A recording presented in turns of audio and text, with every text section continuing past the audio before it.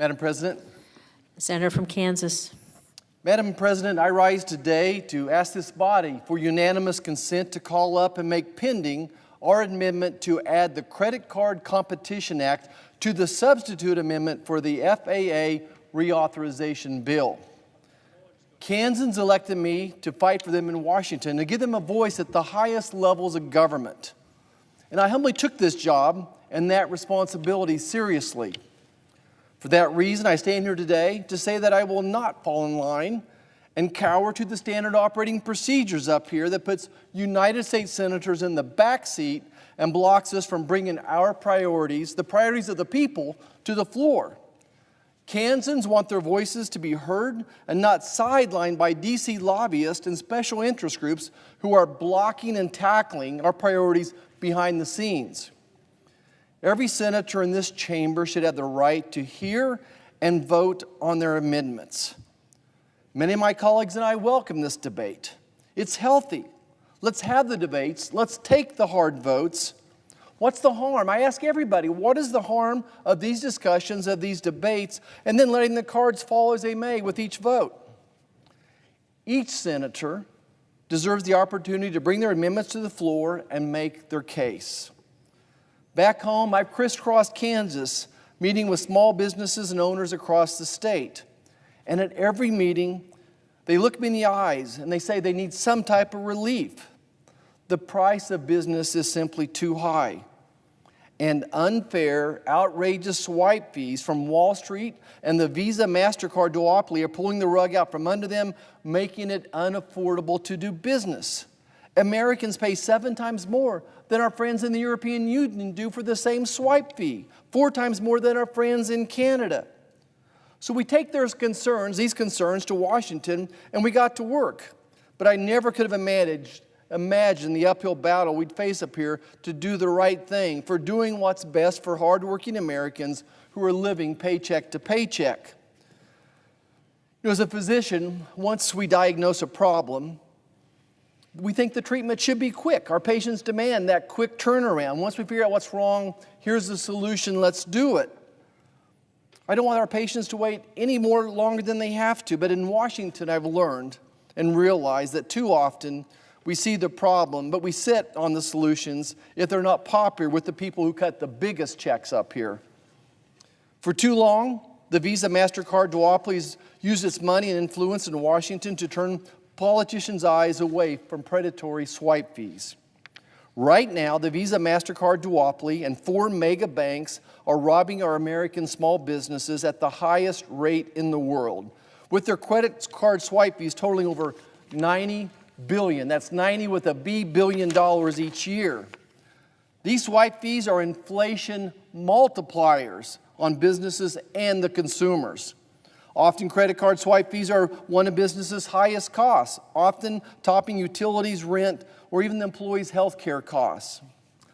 Mom and pop shops across Kansas, hotels across Kansas, franchise owners across Kansas, consumers are all asking for relief to be able to sell their goods at a lower price and hire more employees, which I know this chamber all agrees with is a good thing. If only they could get Wall Street out of the way of Main Street's success. The National Federation of Independent Businesses, the voice of small businesses, said 92% of their members are asking for this. 92%. 92% of small businesses are telling Congress how we can help them. Yet this body refuses to vote on it. And it's not going to cost taxpayers a dime. 92% of businesses want this. It's been 2 long years since Senator Durbin and I have introduced this bill. 2 years of fighting, asking, begging for a vote. 2 years we've gotten nothing but excuses and empty promises and assurances. We begged for committee hearings with no results. Crickets. Why are they so afraid to have a committee hearing up here even on this? It's because they're afraid of the truth. We've jumped through every hoop asked of us by leadership to try to advance this legislation for a vote. Enough posturing, Kansas legend and statesman Bob Dole once said, and I quote Senator Dole, "Leaders stand ready to make the hard decisions and to live with the consequences. They don't pass it off onto somebody else." I know this won't be popular for Beltway insiders and Wall Street lobbyists, but it's good for small businesses. It's good for hardworking Americans. I've made my decision. I'm sticking with Main Street every single time. I'm sticking with hardworking Americans who take their lunch pail to work. Madam President, I'll close today with a reminder to this chamber. I will not stop fighting until we get this vote. I ask unanimous consent to set aside the amendment in order to call up Amendment 1936. Is there objection? Reserving, Madam President. Senator from Washington. Madam President, reserving the right to object, and I will object. I thank my colleague from Kansas for his comments, but we are on the FAA bill. The FAA and the National Transportation Safety Board need reauthorization by this Friday. So the leadership of both the House and Senate have decided to best move forward to meet that deadline. The best thing we can do is to keep the subject of this debate to germane amendments. So we have all four corners, not one person, not one individual, but all four leadership teams saying we need to get this bill done and we will consider amendments that are germane to this subject. So I hope my colleagues will turn down my colleague from Kansas' request and move forward with an FAA bill so we can get this done, make sure that we're implementing the most important safety standards possible today.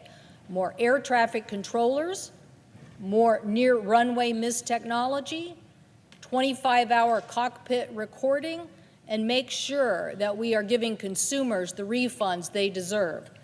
Madam President, therefore, I object to the senator from Kansas. Objection is heard. Madam President, The senator from Kansas. I move to table the motion to commit, and I ask for the yeas and nays. Is there a sufficient second?